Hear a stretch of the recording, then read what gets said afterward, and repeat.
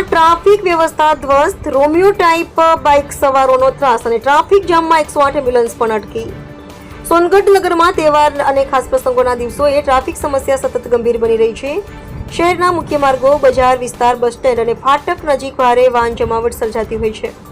પરંતુ આ ભીડમાં એક નવી ચિંતા ઉભરી છે. યુવાનો દ્વારા બેફામ રોમિયોગીરી અને રસ્તાઓ પર બાઇકની સ્ટન્ટની હરકતો. નાગરિકોના જણાવ્યા મુજબ કેટલાક યુવકો મોટરસાઇકલ પર અત્યંત ઝડપથી વાહન ચલાવી રસ્તાઓ પર અફરાતફરી મચાવે છે.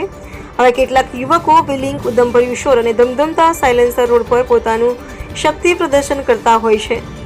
ચાર માર્ગો પર આવી બેદરકાર હરકતો અને વખત અકસ્માત અને અસહ્ય ધ્વનિ પ્રદૂષણનું કારણ બને છે.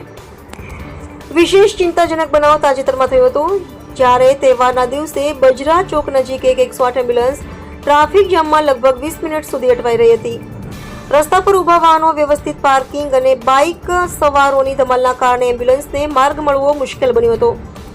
પ્રત્યક્ષદર્શનના જણાવ્યા મુજબ 108ની સાયરન વાગતી રહી. ડ્રાઈવર રસ્તો માંગતો રહ્યો, પણ ટ્રાફિક એટલો ઘન હતો કે એમ્બ્યુલન્સ આગળ જ જઈ શકી નહીં.